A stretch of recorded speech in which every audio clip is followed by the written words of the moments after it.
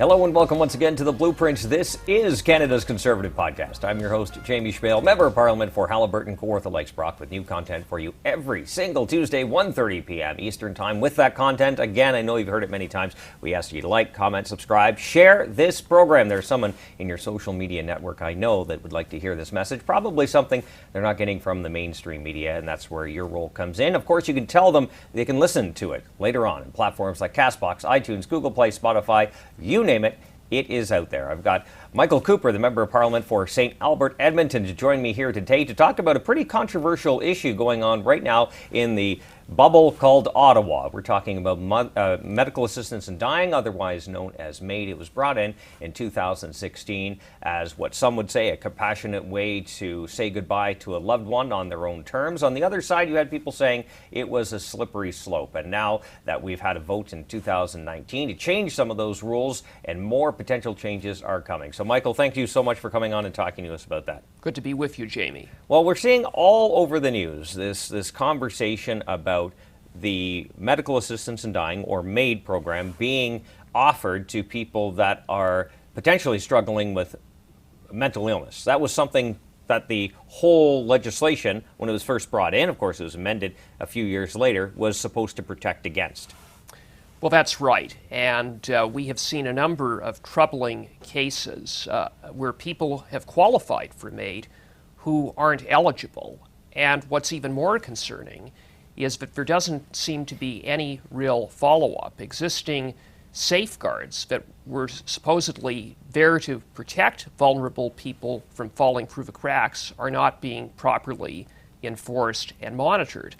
And instead of addressing that very real problem, the government, the Liberals, have been turning a blind eye to this issue. I mean, just as an example, when I brought up the case of an Abbotsford, British Columbia woman who accessed MAiD under suspicious circumstances, suspicious enough that an RCMP investigation was launched, and I posed a question to the Prime Minister, he accused me of being wrapped up in ideology. It's just an illustration of the attitude of this government, and meanwhile, they're intent on expanding MAiD significantly further, to the point now that we will have the most permissive MAiD regime in the world. And the biggest change in that regard comes in March of next year, when the sunset clause with respect to mental illness will expire, and effective then, persons suffering solely from an underlying mental health condition will be eligible for MAiD. So MAiD in 2016 had a number of safeguards. Some were taken away in 2019, 2020 with the witnesses, the two witnesses, the second opinion, all that, the cooling off period, that kind of thing. And now the Veterans Affairs Committee is looking into reports of multiple veterans being offered MAiD for their potential medical illness or just trying to access the benefits they're guaranteed. It's really, really alarming. And it's not only alarming, it may be criminal, because it is a criminal code offense to counsel someone to commit suicide, regardless of whether the person actually goes through with committing suicide. And when reports first came out, the Minister of Veterans Affairs, Lawrence Macaulay, and his deputy minister came to the Veterans Affairs Committee. I was there, and they said that it was an isolated case, that they had undertaken a thorough investigation, and everyone could rest assured that it involved one employee and one case. We're finding out now that there are multiple cases. It's not an isolated case, and it really begs the question, how is this possible? How did this happen? Why? And we need to get to the bottom of it, because where's the compassion? Where's the compassion? I mean, veterans who come to Veterans Affairs deserve to be treated with dignity and respect. They deserve to be able to get access to supports. Many of these veterans who are seeking help suffer from physical or mental injuries arising from their service. And instead of getting the help that they need to be offered death, to be told that maybe you should consider MAiD. I mean, think about the impact that that might have on someone who is struggling, who is going through a difficult time. It could have a coercive impact on someone.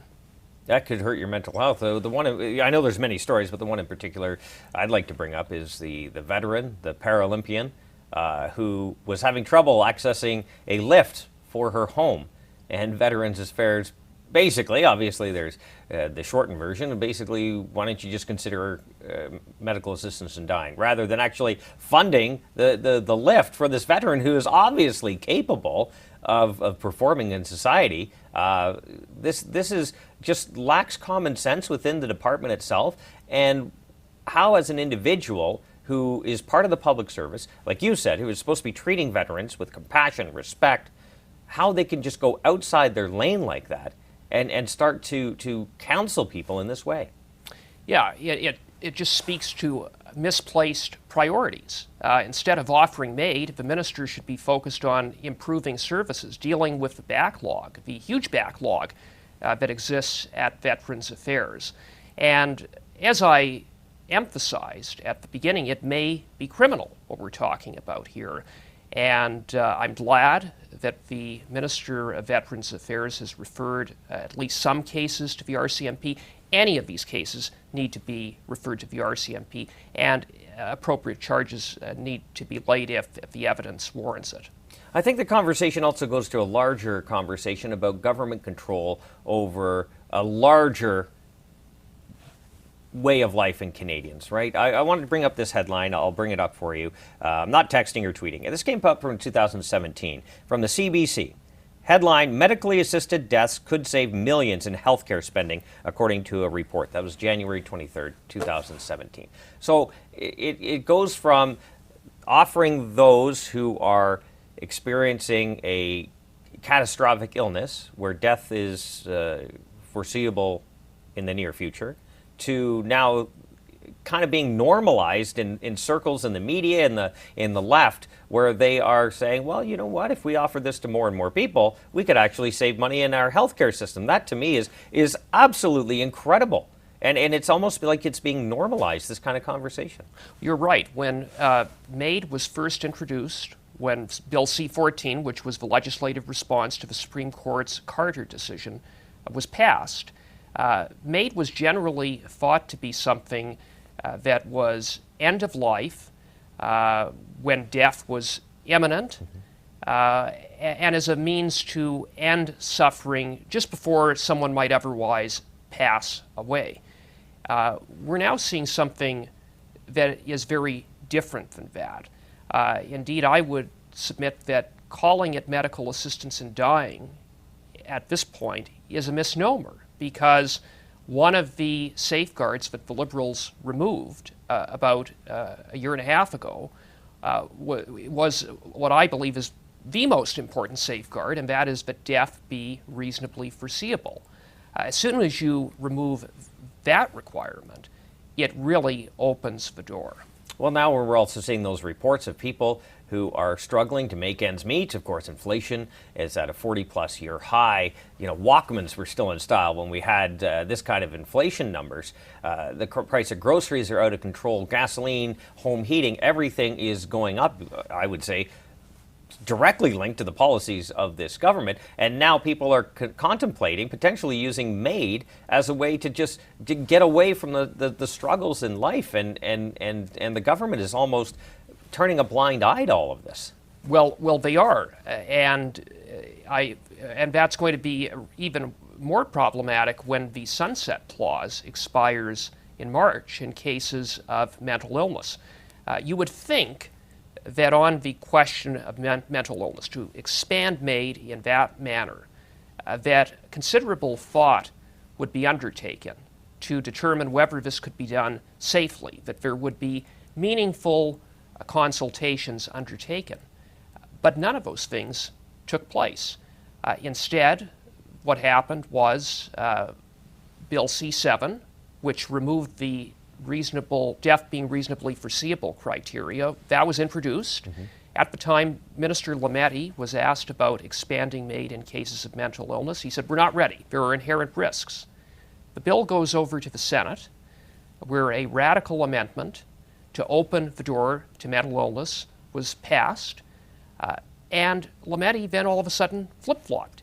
He accepted the amendment and shut down debate and rammed the legislation through with that March of 2023 deadline, 2 years. And in that regard, the government put the cart before the horse. They made the decision to go ahead with it and then said, let's study it. Well, upon studying it, including at our special joint committee on medical assistance in dying, which I'm the vice chair of, we have heard from experts, including leading psychiatrists, who have said very clearly this cannot be done safely.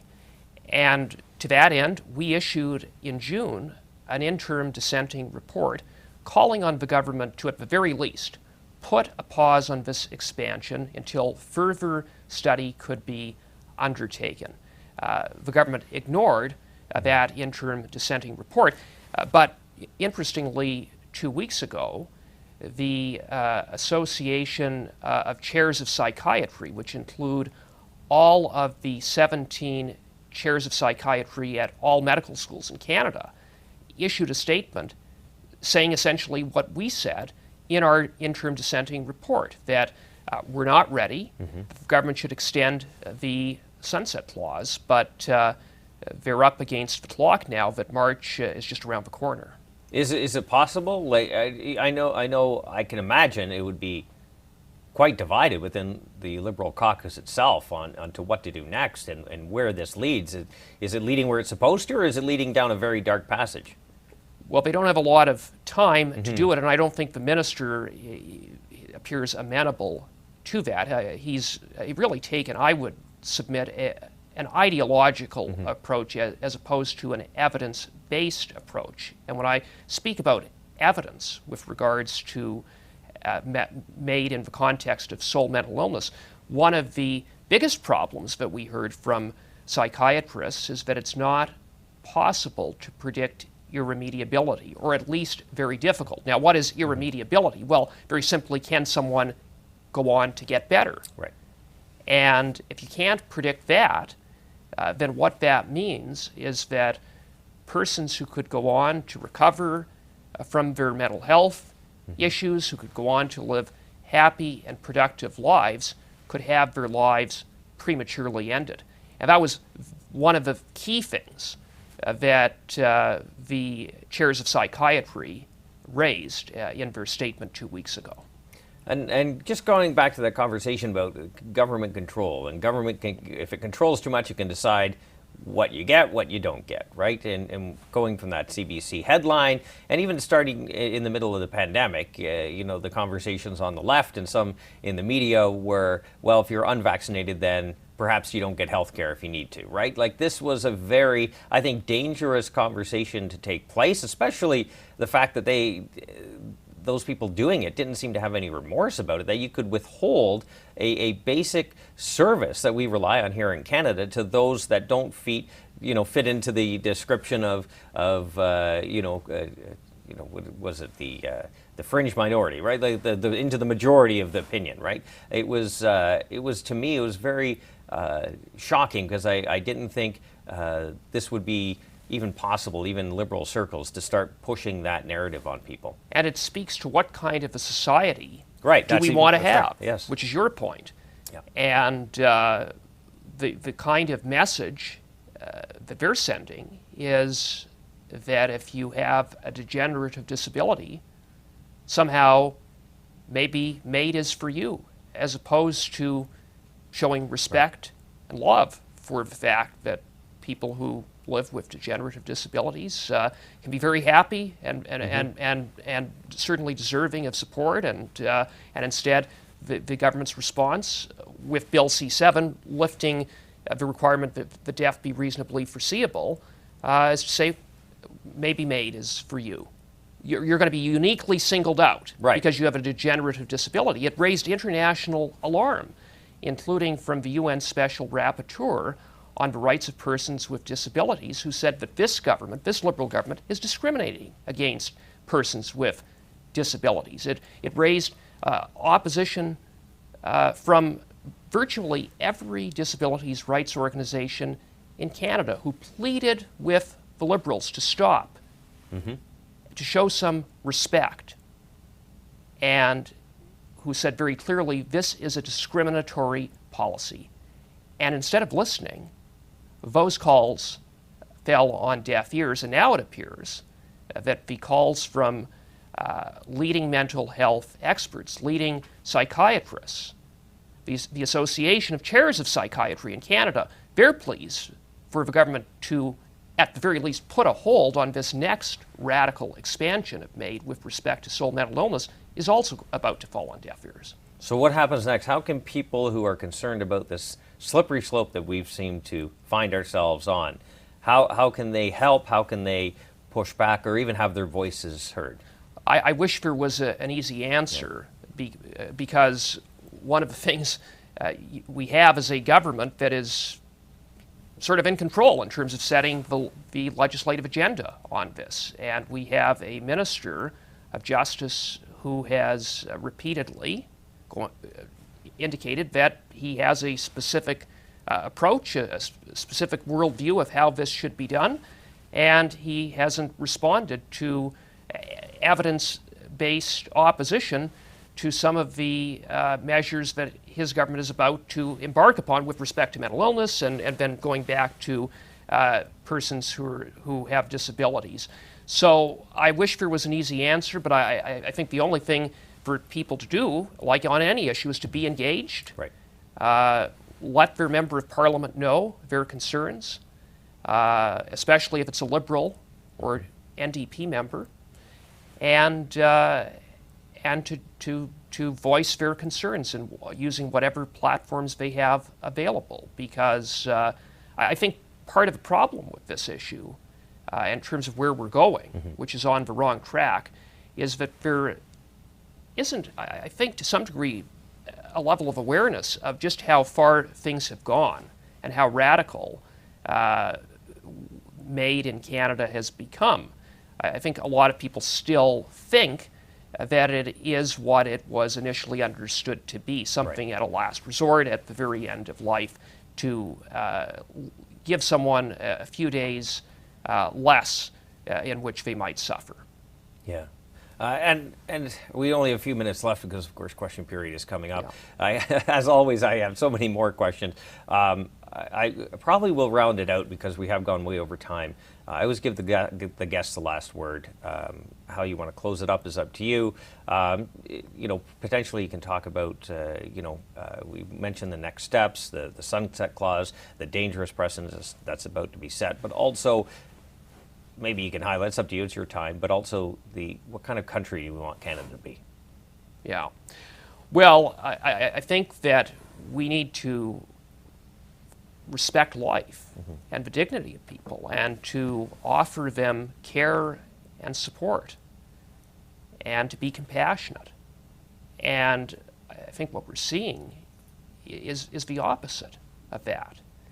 And, in terms of where this is going, we have mental illness in March of 2023, but also on the government's part of what the government is focused on is expanding medical assistance in dying in cases of so-called mature minors. Yeah, we didn't even get to that. We didn't even talk about that. Yes. Yeah. So it's looking forward. I think right now the outlook is not a good one. Yeah, I agree with you on that. I wish I could be a little more optimistic, but unfortunately not. Well, we'll have you back on, Michael Cooper, Member of Parliament for St. Albert, Edmonton, to talk about the other side of it. We didn't even get to talk about that, the minor issue, and this being offered to potentially minors at this point. But we thank him for his time. We thank you for your time. New content, as I mentioned off the top, every single Tuesday, 1:30 p.m. Eastern Time. Please like, comment, subscribe, share this program. This definitely was a message you're probably not hearing on a daily basis. We want your help. We ask your help. to get this to your circles as well, and inform your friends that they can listen to it on platforms like CastBox, iTunes, Google Play, Spotify if they don't want to watch or listen to it on platforms like Facebook or YouTube. Again, happy Hanukkah if you're celebrating Hanukkah. Merry Christmas. We will have another episode for you next Tuesday, 1:30 p.m. Eastern Time. We're going to talk Emergencies Act. We're going to talk about C-21, the Firearms Act, with Larry Brock and Glenn Motz. We hope you join us then. Until then, remember, low taxes, less government, more freedom. That's the blueprint.